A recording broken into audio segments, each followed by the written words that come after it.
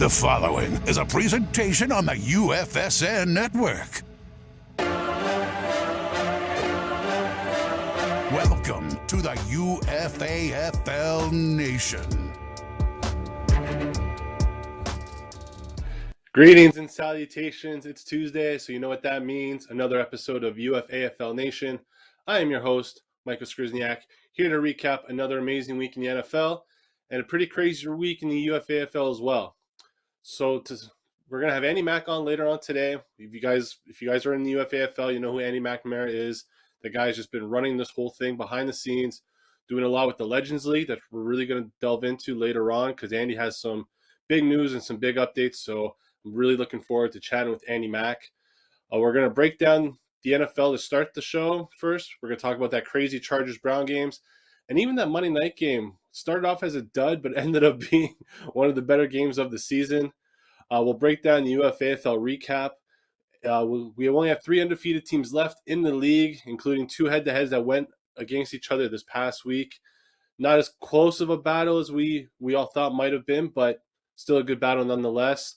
And stock up and stock down. We'll look at an injury to one of the Pittsburgh wide receivers, and then we will break down the New England Patriots and their lack of offense that we saw against the Houston Texans.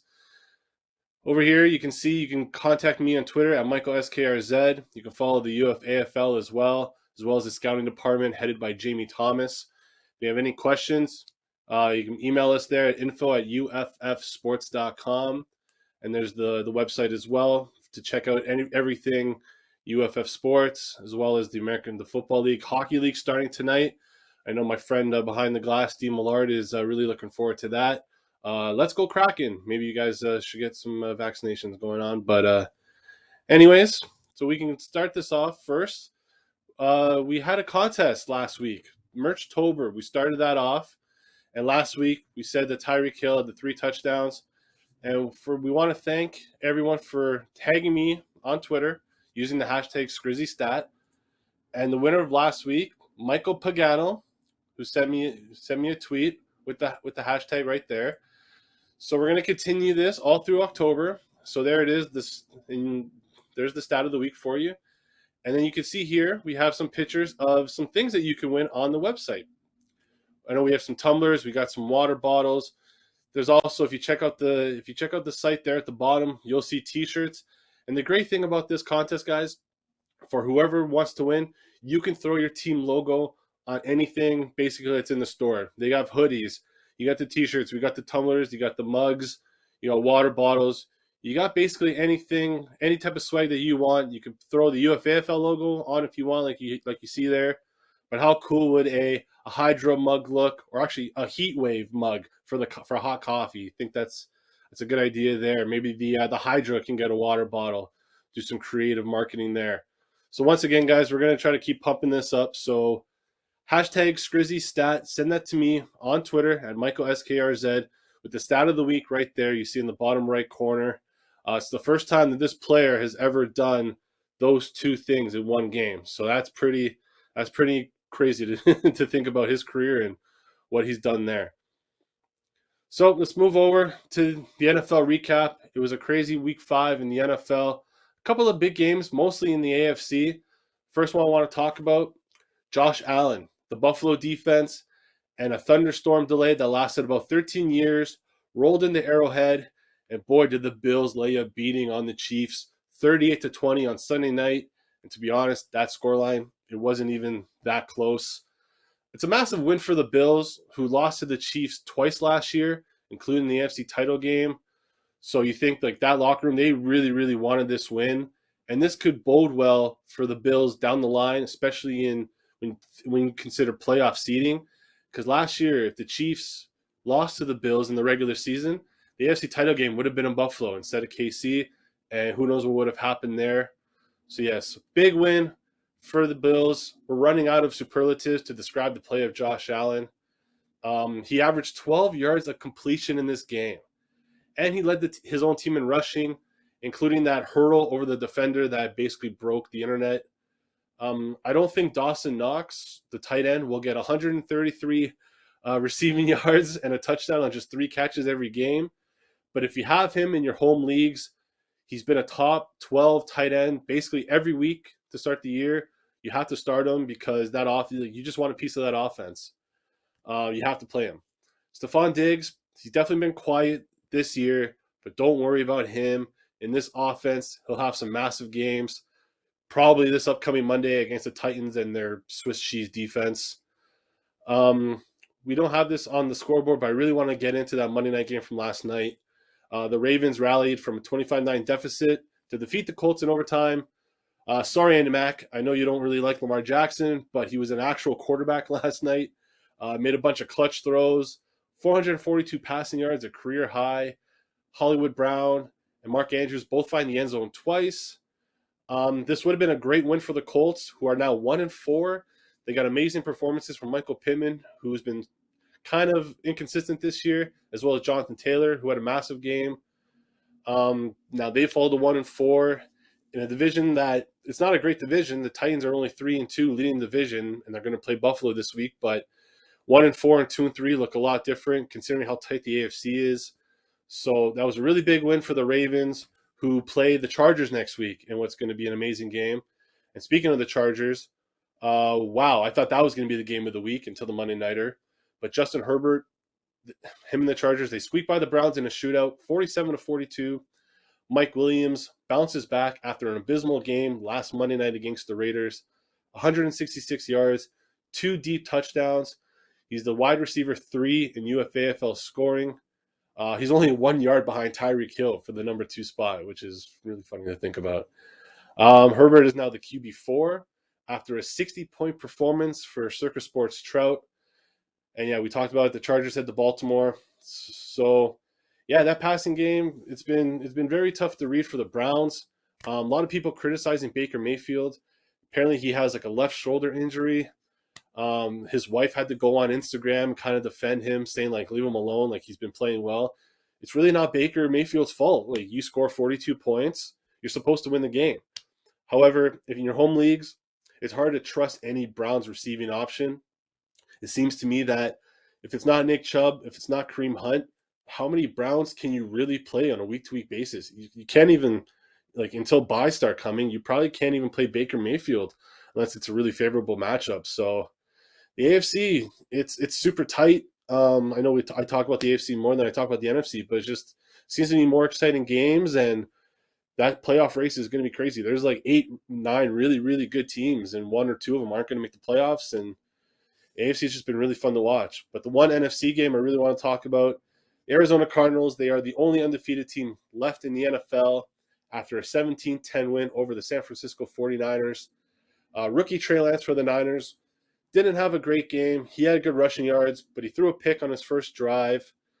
And Arizona really didn't need to do much. Kyler Murray had his worst outing of the season first.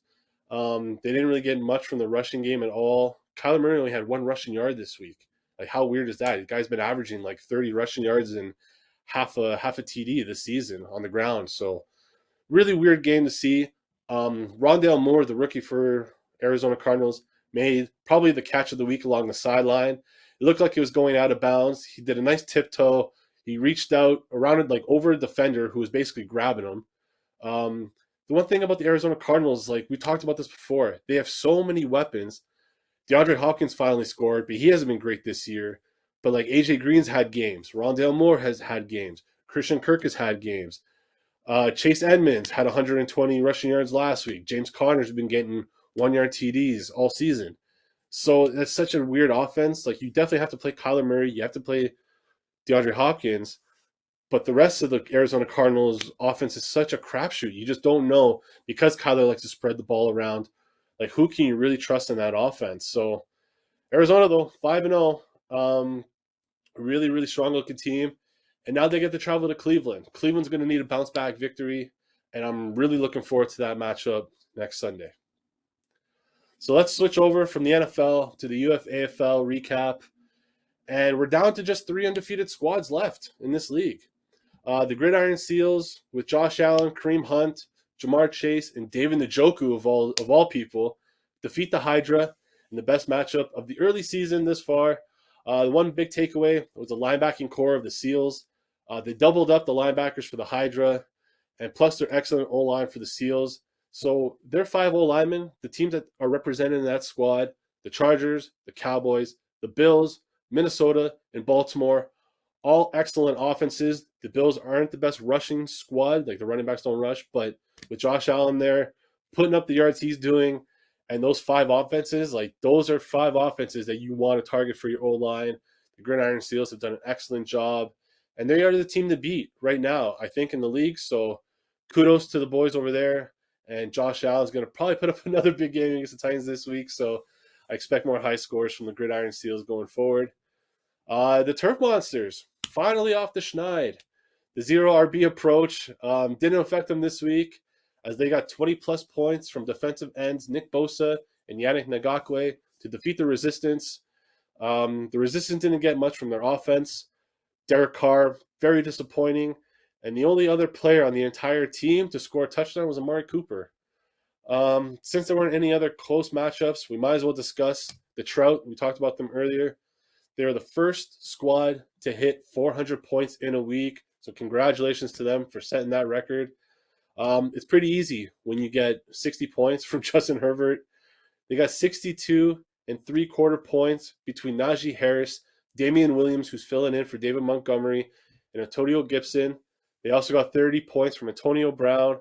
I can go on and on. The Trout, unbelievable right now. I really look forward to we have a couple heavy hitters in this league. There should be a big showdown eventually. But yeah, there's a couple heavy favorites in this league, and 400 points is nothing to sneeze at, especially when most guys in this league average 275. So kudos. And then the Empire, they stay undefeated as well. A strong victory over the Kraken. But one big injury with this team, the quarterback, Daniel Jones, took a big hit against the Cowboys on Sunday. And it was kind of a scary scene. He got up. He was at the goal line when he got hit. He got up and he tried to run it off.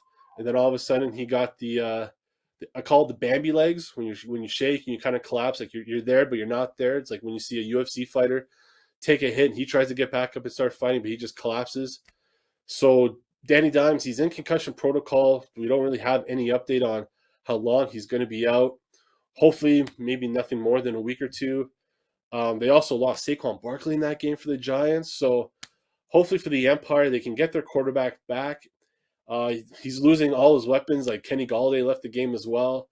So for the Giants, it's going to be tough sledding going forward. Like all they have right now is Kadarius Toney, the rookie out of Florida, and not much else. So in your home leagues, go pick up Devontae Booker. He's going to get a lot of volume in this offense.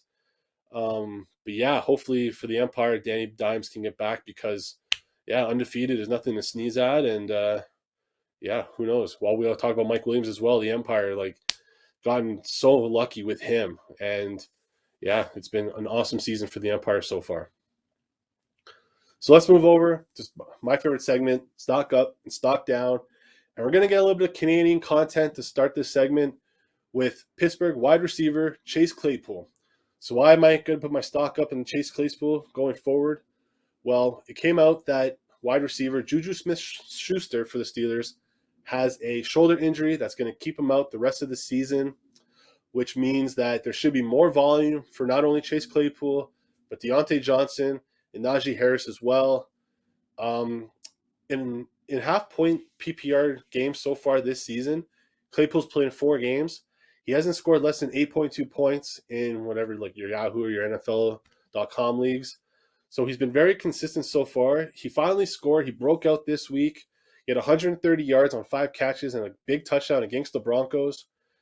And yeah, as long as Ben Roethlisberger is healthy, the Steelers are going to throw the ball. And without Juju there, you only have Deontay Johnson. You got Claypool. Am I a big fan of James Washington? Not really. There's rumors about them getting Anthony Miller, who just got cut from the Texans. But Claypool should see, like, he's a trusted target. He gets the air yards, and he's a good red zone threat. So I just think Claypool, like, his value is only going to go up as long as Ben Roethlisberger is healthy.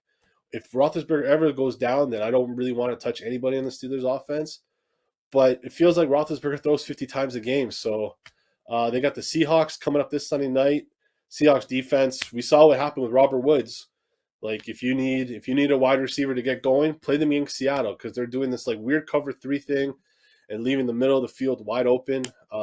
It's just been really bad to watch Seattle. So I think Claypool, Roethlisberger, and those boys are going to have a good week against Seattle. They took care of business against Denver, a much stronger defense than I think Seattle is. So I expect Claypool and the Steelers offense to do well this upcoming week. Let's turn the stock down. And my stock down is basically the entire Patriots offense. I was watching this team play against Houston this week, and even the week before against Tampa, and the offense is just so vanilla. Like, the running on first down all the time, they're not really getting much there. Damien Harris hasn't really had a great season. He had one game against the Jets. He had a touchdown called back against Houston because he fumbled at the goal line, and then he got a rib injury. So, like, is there a running back that's available if Harris is injured on the Patriots roster that you can really trust? Ramondre Stevenson's not really getting much time back there. Brendan Bolden, like, he's a decent player, but with this offense, like, Mac Jones doesn't really look that good. He's a 27th ranked quarterback in UFAFL scoring. And, like, it's weird because the Patriots actually look better when they throw the ball, but they don't have an alpha true number one receiver. The number one receiver is Jacoby Myers. He's only got 302 receiving yards, but he hasn't scored a touchdown. So you can't really trust any of these receiving options. Hunter Henry had a touchdown. Jonnu Smith got the big contract as well this year. He only had like 3 routes run this past week. Like, it was something ridiculous. You're paying these 2 tight ends all this money, and you don't really know how to use them yet. So it's just a weird offense. Just stay away. In week 7, there's going to be 6 teams on bye. If you want to use Hunter Henry or Jonnu Smith in your tight end spot, you might have to if you have a Travis Kelce or Darren Waller once these buys start coming up. But, like, there's not a single guy in the Patriots that I want.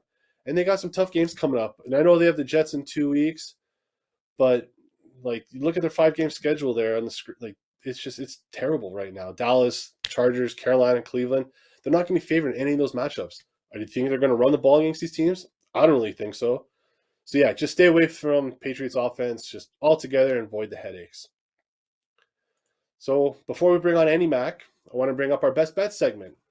And thank you to the GridIron Seals for making me look good last week, covering that 21.4 spread against the Hydra. So I think I'm going to go with another favorite. On Monday morning, when I was doing my research, I don't know why the UFAFL website had this. I thought this was fishy. But the Heat Wave opened up as 122.5 favorites over the Ghost Riders. I was like, okay, let's wait until after the games Monday night because I'm assuming there's going to be a little bit of fluctuation. And I was right. So right now the spread is just 18.4. And frankly, I think the Heat Wave can cover this spread. They have a great receiving core, highlighted by Devontae Adams and Cortland Sutton.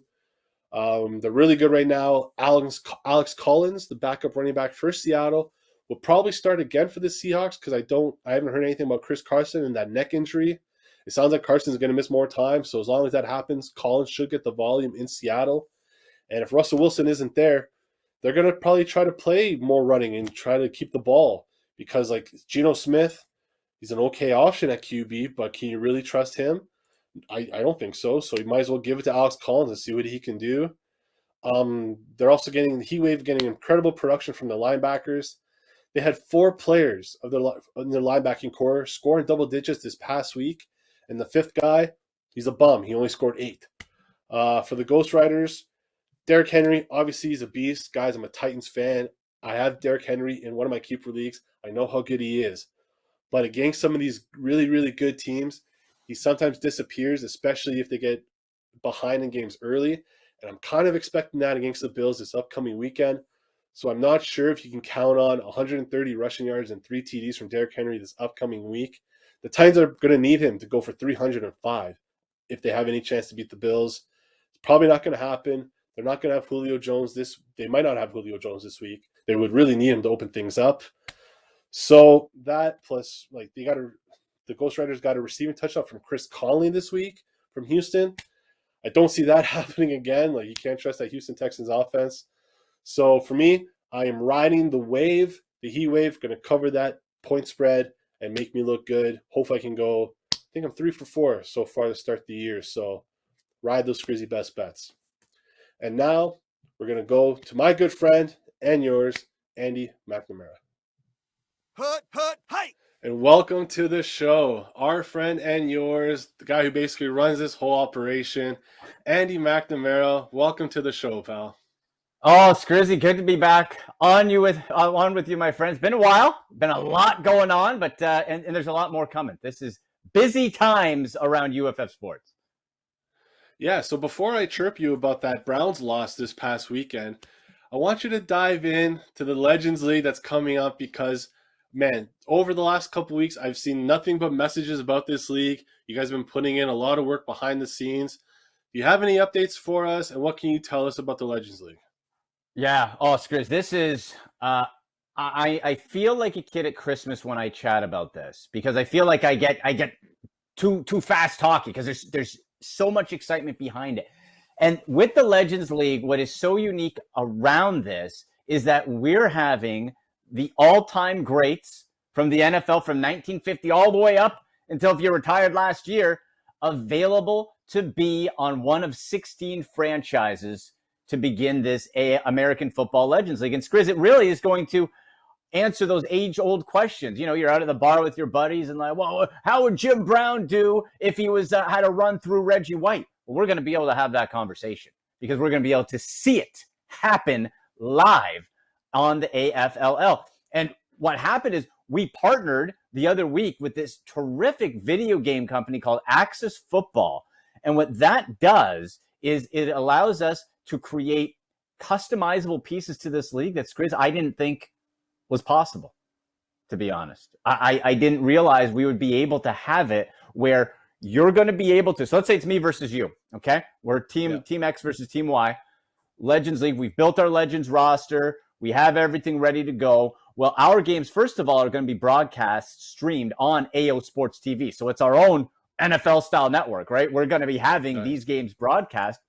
But also, if it's me versus you, instead of just having a simulated game through the ratings, error adjustments, I should say that. Because if you look, for example, Skrizz, if you look at like Joe Namath's stats and take away the name, you think this guy's terrible.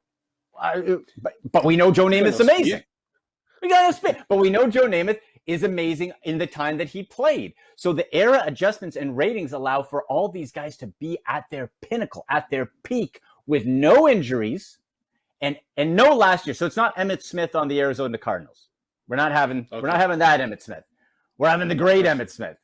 You know, we're having everybody in their prime. So this is the key part to me that I think is really going to be fascinating to the viewers that tune in, the franchise owners, and the athletes, the digital athlete NFTs that we have on board ourselves, is we can coach head-to-head play-by-play against each other. So just like in your typical video game where you're going, and it's like, okay, I'm going to pick this offense versus this defense. Well, Skrizz, I'm going to be able to pick, you know, my Otto Graham quarterback for the Browns versus versus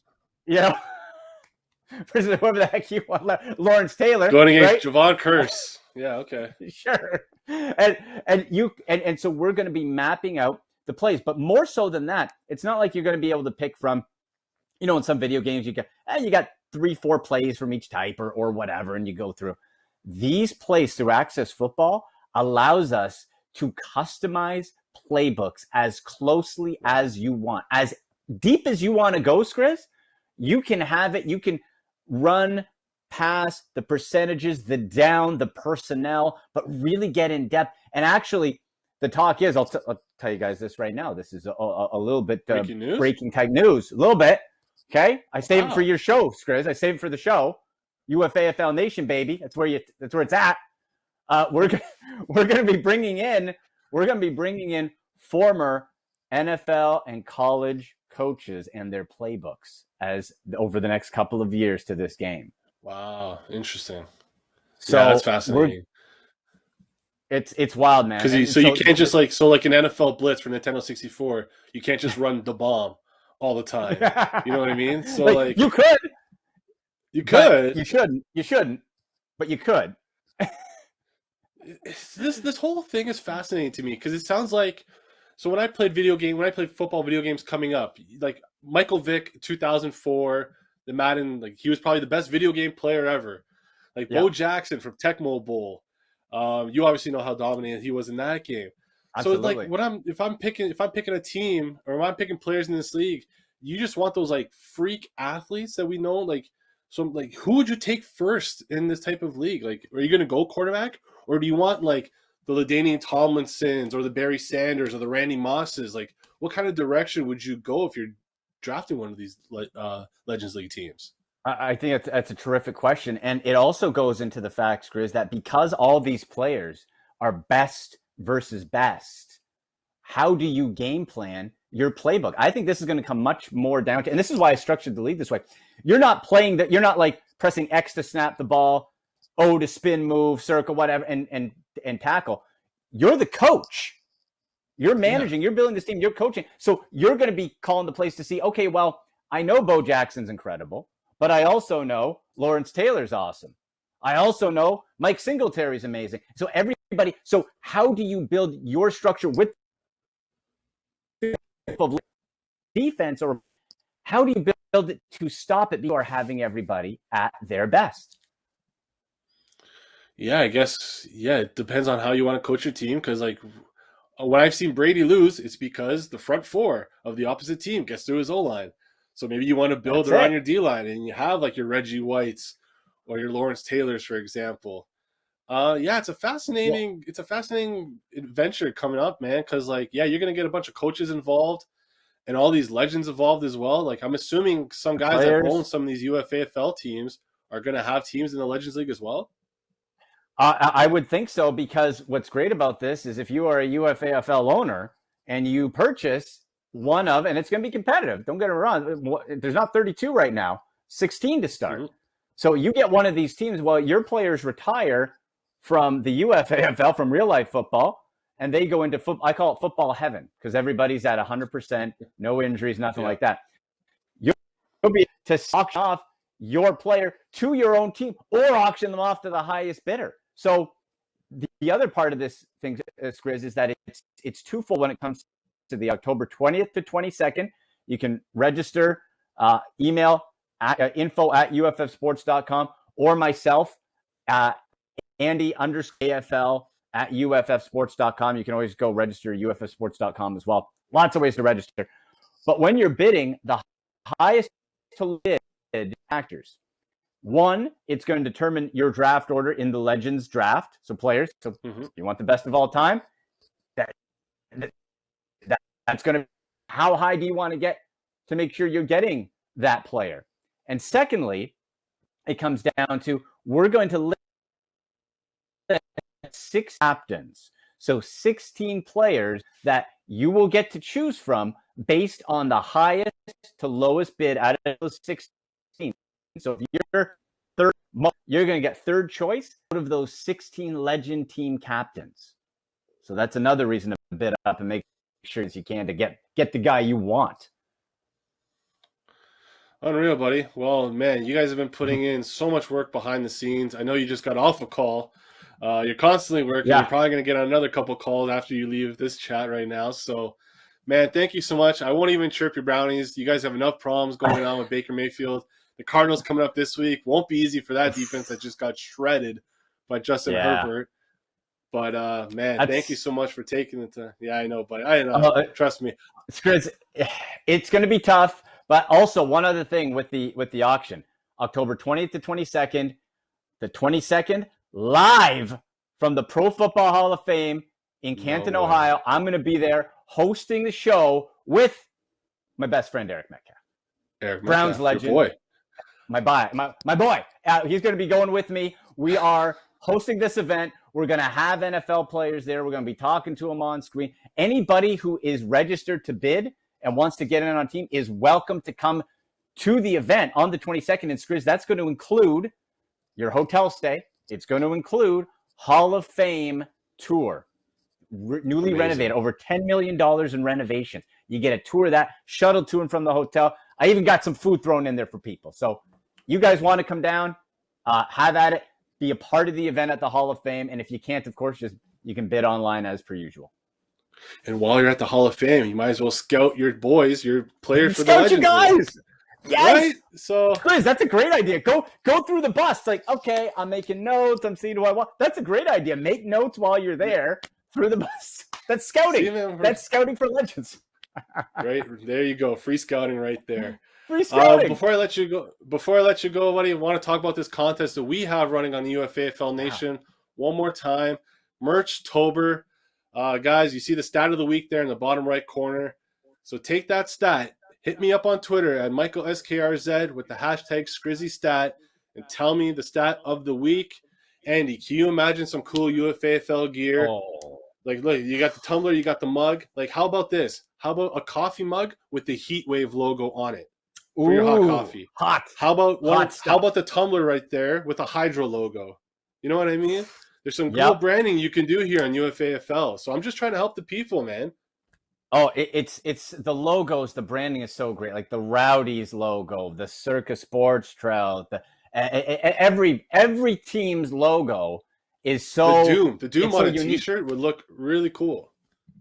Doom is cool. Like all 32 teams are fantastic. Or just like the logo you see there with the UFAFL just on it on itself. I need to get myself a coffee mug, by the way. I got to order that. You got to. I don't know if I can fit a hat. Like I got a big head, but if you can, you got to like send me like a coffee mug or something. Absolutely. I got to decorate the set a little bit. We're gonna hook you up with some good UFAFL merch. We'll get you set up. But yeah, everybody else get on there and have some absolutely unique merchandise that is as good as it gets. Nobody else is gonna have it, so there you go. All right, brother. Thank you once again for joining me, and good luck with this Legends League going forward. We appreciate all your hard work behind the scenes. Oh, thank you. To Dean Millard behind the scenes, thank you so much, technical producer. Darren, Jamie Thomas, and the boys holding it down for UFAFL. Thank you so much for joining me this week. We will catch you again next week.